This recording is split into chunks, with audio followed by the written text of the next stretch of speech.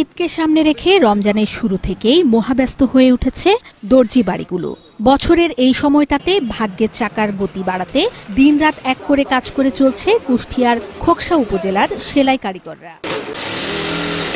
বিরতিহীন সেলাই মেশিনের যান্ত্রিক শব্দ বলছে দম ফেলার ফুরসত নেই কারিগরদের। আর এ ব্যস্ততা চলবে 4 রাত পর্যন্ত। আমরা রাত 2টা-3টা তৈরি কাজ করতেছি এবং সারা রাতও কাজ করা লাগতেছে।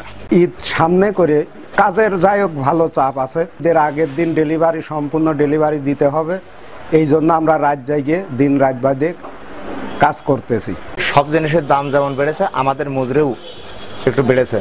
ঘর ভাড়া, বিদ্যুৎ বিল সব যেমন বেড়েছে, আমাদেরকেও একটু বাড়ায় নিতে হচ্ছে।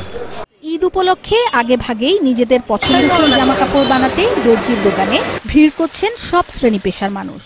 আমার নাইরা ড্রেস খুব পছন্দ, এই জন্য আমি টেলার্সে আসছি নাইরা ড্রেস বানানোর জন্য। এখানে খুব সুন্দর করে ড্রেসটি বানিয়ে দেয় আমাদেরকে, এই জন্য আমরা টেলার্সে এসেছি।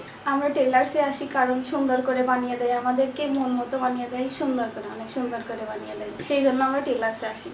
একটা পাঞ্জাবি তৈরি করতে আসছি, তাতে পাঞ্জাবির যে মজুরি তাতে আমি হিমশিম খেয়ে যাচ্ছি। এদিকে দ্রব্যমূল্যের ঊর্ধ্বগতির আঁচ লেগেছে দর্জি বাড়িতেও, ফলে উত্তাপ ছড়াচ্ছে মজুরি। পাঞ্জাবির মজুরি 400 টাকা, প্যান্টের মজুরি 400 টাকা, শার্টের মজুরি 300 টাকা, 3 পিস সিঙ্গেল 200 টাকা, ডাবল 500 টাকা, ব্লাউজের মজুরি 100 টাকা। বেচাকেনা তুলনামূলক আলহামদুলিল্লাহ যথেষ্ট ভালো।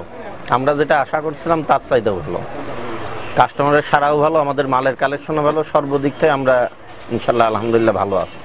যথাসময়ে ক্রেতাদের হাতে ঈদের পোশাক তুলে দিতে পারবেন এমনটাই প্রত্যাশা দর্জিদের।